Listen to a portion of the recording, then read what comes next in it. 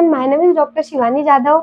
आप सभी का हमारे चैनल दी होम्योपैथी में बहुत बहुत स्वागत है। जनरली हमारे पास जो आईटीपी के पेशेंट्स आते हैं वो क्रॉनिक कंडीशन में आते हैं, यानी कि बीमारी की शुरुआत होने के काफी सालों बाद या काफी समय बाद यह बीमारी के जो लक्षण है वो काफी सामान्य होते हैं, जिससे शुरुआत में इसको डायग्नोस नहीं हो पाता है। धीरे धीरे जैसे समय बीतता है ये बीमारी क्रॉनिक हो जाती है, और जब ये क्रॉनिक होती है तो इसको ट्रीट करना काफी मुश्किल हो जाता है। ऐसी क्या वजह है जिससे ये बीमारी अर्ली स्टेज में डायग्नोज नहीं हो पाती है, तो आज हम जानेंगे डॉक्टर अभिषेक सोनी के माध्यम से। हेलो सर, आज हम हमारे दर्शकों को बताइए कि ऐसी क्या वजह है कि जिससे आईटीपी की जो बीमारी अर्ली स्टेज पर डायग्नोज नहीं हो पाती है। हेलो, देखो शिवानी, सबसे पहली बात तो है कि मैं एक बार अपने दर्शकों को रिकॉल करना चाहूँगा कि आईटीपी की बीमारी होती क्या है। आईटीपी की बीमारी अपने इम्यून से संबंधित एक बीमारी होती है जो हमारे जो प्लेटलेट्स होते हैं, जो हमारे ब्लड के सेल्स होती है, उनको डिस्ट्रॉय करने लगती है। यानी कि जो ब्लड का थक्का जमाने वाली जो सेल्स होती है उनको डिस्ट्रॉय करने लगता है, यानी मारने लगता है, और एक किसी कन्फ्यूजन में होता है। अब यदि हम इनके जो शुरुआती लक्षण है वो हम देखें, जैसे कि आपने बात करी कि जो हमारे पेशेंट हो तो हमारे पास क्रॉनिक कंडीशन में आते हैं, या कुछ और भी कारण है जिससे पेशेंट डायग्नोस नहीं हो पाते हैं और ये काफ़ी लंबे समय बाद कुछ संघर्ष करते रहते हैं, फिर हमारे पास पहुँचते हैं। तो जब ये बीमारी क्रॉनिक हो जाती है तो उसको ट्रीट करना डिफिकल्ट होता है। अब क्या खास वजह है, तो जो सबसे पहली बात है वो है कि जो आईटीपी के जो सिम्टम्स हैं वो इतने कॉमन है कि लोग समझ नहीं पाते कि कोई बड़ी बीमारी है कि आईटीपी है। इवन कई बार डॉक्टर भी कंफ्यूज हो जाते हैं। तो सबसे पहले मैं बात करूंगा वो होता है परफ्यूरा। परफ्यूरा आप जानते हो, जैसे कोई बच्चे गिर जाते हैं तो उनको चोट लग जाती है। जब चोट लगती है तो उसमें नीले रंग के या हरे भूरे रंग के धब्बे पड़ जाते हैं, उसको बोलते हैं परफ्यूरा। जनरली जब बच्चों में परफ्यूरा होता है तो उनको जो माता पिता होते, जो पेरेंट्स होते हैं, वो समझते हैं कि बच्चा कहीं गिर गया होगा या कुछ रगड़ लग गई, कुछ चोट लग गई होगी, तो जनरली किसी डॉक्टर को नहीं दिखाते हैं। कभी बर्फ की सिकाई कर दी या कुछ सिंपल टैबलेट्स गोलियां देकर उसको ट्रीट कर लेते हैं। और चूंकि इसके जो सिम्टम्स होते हैं वो कुछ समय के लिए सबसाइड हो जाते हैं, तो किसी को चिंता नहीं लगता। फिर कुछ समय बाद फिर रिपेयर होते हैं, फिर पेरेंट्स सोचते हैं कि इसको कुछ चोट लगी हो, चलते रहता है। और जनरली आईटीपी के बारे में कहा जाता है कि आईटीपी की जो बीमारी होती है वो 3 महीने बाद क्रॉनिक हो जाती है। यानी यदि इसको ठीक होना होता है तो जनरली जो शुरुआत का ट्रीटमेंट है या जो शुरुआत का दौर है उस पर यदि अच्छा इनको एक तरीका मिलता है ट्रीट करने का तो वो ठीक हो सकती है।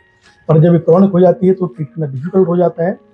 तो सबसे पहली वजह है कि पेरेंट जो है वो समझ ही नहीं पाते कि कोई बड़ी बीमारी। अब दूसरी में बात करूँ तो जो सबसे कॉमन इसका लक्षण है वो नोज ब्लीड होना, मतलब नाक से खून आना, जिसको जनरली भाषा में बोलते हैं नक्सीर या नाक से खून आना, एपिटैक्सिस जिसको बोलते हैं। ये इतना सामान्य लक्षण है कि आपने देखा होगा बहुत से बच्चों में उनके बचपन में कहीं ना कहीं नाक से खून आता है। तो ये कोई बहुत बड़ी बीमारी को और संकेत नहीं देता है। तो जो माँ बाप होते हैं जब बार बार खून आता है तो जनरली वही जो घरेलू ट्रीटमेंट होते हैं कि नाक की सिकाई कर दी, बर्फ रख दिया, ठंडे पानी से सिकाई कर दी, और उसमें कई बार आराम पड़ भी जाता है। तो ये वजह भी है कि इस बीमारी में डॉक्टर के पास डायरेक्ट नहीं पहुँचते हैं और ये बीमारी आगे बढ़ते हुए क्रॉनिक हो जाती है। तीसरी में बात करूँ तो जनरली क्या होता है, जो पेशेंट आते हैं वो जरूरी नहीं कि शहर से ही होंगे। ऐसे बहुत से पेशेंट हैं जो छोटे कस्बों से होते हैं, गांव से होते हैं। और आज के समय में भी ऐसे बहुत सारे गांव हैं जहाँ पे एक प्राइमरी लैब्स या जहाँ पे जो बोलते हैं प्राइमरी जांचों की भी सुविधाएं नहीं है। यदि डॉक्टर कोशिश भी करे तो जांच नहीं ले पाते या उनको जांच के लिए बड़े शहरों में जाना पड़ता है। तो ये भी एक बहुत बड़ा कारण है कि जब ऐसे पेशेंट को, किसी को परफ्यूरा हुआ या किसी को नोज ब्लीड हुई, वो डॉक्टर के पास जाते हैं, डॉक्टर भी उनको सिंपल जो दवाइयाँ दे देते हैं और उनको एक जनरल पेशेंट का ट्रीट करने लगते हैं। तो ये एक बहुत ही इम्पोर्टेंट वजह है कि टेस्ट नहीं हो पाता है और पेशेंट क्रॉनिक होते जाते हैं और बाद में ये बीमारी जो होती है डिफिकल्ट हो जाती है। और एक और मैं बहुत कॉमन बात बताना चाहूँगा कि जनरली ऐसी लोगों की सोच होती है कि कई बार जैसे डॉक्टर के पास गए, डॉक्टर ने कुछ जाँचें लिख दी, तो लोगों की सोच होती है कि डॉक्टर के पास जैसे पहुँचो कोई वो कुछ ट्रीट नहीं करते, सिर्फ जाँचें लिख देते। और ये सोच बहुत बुरी है, बहुत गलत है। इस सोच की वजह से भी लोग जो है जांच नहीं करवाते। डॉक्टर लिखते जरूर हैं पर लोग जांच नहीं करवाते हैं। और जैसा कि मैंने बताया कि कुछ ट्रीटमेंट, घरेलू ट्रीटमेंट करने से या कुछ डॉक्टर की दवाइयों से इनके जो सिम्टम्स हैं वो सप्रेस हो जाते हैं, दब जाते हैं। कुछ समय बाद फिर रिएक्ट हो जाते हैं और फिर जब ये सिलसिला चलता रहता है तो मजबूरन जांचें करवानी पड़ती हैं और हमारे सामने एक नई बीमारी खड़ी होती है जिसका नाम होता है आईटीपी। अब एक और मैं वजह आपको बताना पा रहा हूँ कि कई बार क्या होता है कि पेशेंट डॉक्टर के पास पहुंचते हैं, माँ बाप जो है बच्चों को या जो भी पेशेंट है उनको लेके जाते हैं डॉक्टर के पास। क्योंकि परप्यूरा एक बहुत कॉमन चीज़ है। कई बार परप्यूरा जो होता है टिनी स्पॉट्स, मतलब जो छोटे छोटे स्पॉट होते हैं झिल्ली जैसे, जिसको तिल बोलते हैं, उस टाइप के तिल जैसे बहुत सारे स्पॉट्स हो जाते हैं। या कई बार इचिंग करने में परप्यूरा बढ़ जाता है, तो डॉक्टर के पास जाने पे कई बार डॉक्टर उनको शुरुआती तौर पे या तो स्किन की एलर्जी समझ लेते हैं, या फिर कई बार नोज से ब्लड आ रहा है, या फिर बथुओं से खून आ रहा है, तो कुछ इन्फेक्शन गाढ़ा मान के उसको ठीक करने लगते हैं। और वो भी ध्यान नहीं देते हैं कि कोई बड़ी बीमारी है और उस टाइम पे भी डायग्नोस नहीं हो पाती। तो ये भी एक बड़ा कारण है कि इसको दूसरी बीमारी समझ के ट्रीट करना। एक और वजह शिवानी मैं आपको बताऊंगा कि कई बार होता है कि सारी चीज़ें हो जाती हैं, पेशेंट डॉक्टर के पास चला गया, सीबीसी की जांच करवाई, प्लेटलेट्स कम मिली, उसमें बोन मैरो को टेस्ट करवाया, उसमें पता चला कि अपन को आईटीपी की बीमारी है। पर उस टाइम पे मल्टीपल ट्रीटमेंट्स लोग लेते हैं। कई बार बहुत सारे लोग सुनते हैं कि इनके पास चले जाओ, उन डॉक्टर के पास चले जाओ, उनके पास चले जाओ, ऐसे करते करते वो multiple treatment, multiple therapy use करते हैं।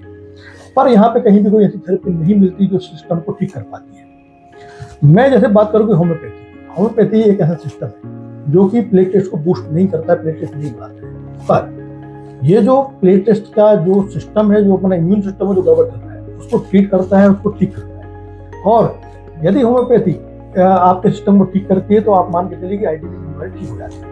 तो दोस्तों, जैसा कि मैंने आपको बताया कि होम्योपैथी किसी सिम्टम को ट्रीट ना करती हुई आपके पूरे सिस्टम को ठीक करती है, और एक बार सिस्टम ठीक हुआ तो बीमारी चाहे कोई भी हो तो उसको पूरी तरह से ठीक किया जा सकता है। तो दोस्तों, यदि हम बात करें बच्चों की, बच्चों को यदि शुरुआती तौर पे यदि उनको सर्दी खांसी बुखार या कोई भी छोटी जो बीमारी होती है, छोटे लक्षण आते हैं, उनको यदि होम्योपैथी ट्रीटमेंट दिया जाता है तो पहली बात तो उनके जो सिम्टम होते हैं वो शुरुआती तौर पर ठीक होते हैं, उनकी बीमारी आगे नहीं बढ़ पाती है, साथ ही उनका जो इम्यून सिस्टम रहता है वो बूस्ट होता है, इंप्रूव होता है। Thank you so much sir, आपने काफ़ी अच्छी जानकारी दी और मैं उम्मीद करती हूँ कि हमारी इस वीडियो के माध्यम से काफ़ी लोगों तक हमारी इन्फॉर्मेशन पहुँच सके और लोग इसके प्रति जागरूक रहें। Thank you Shivani.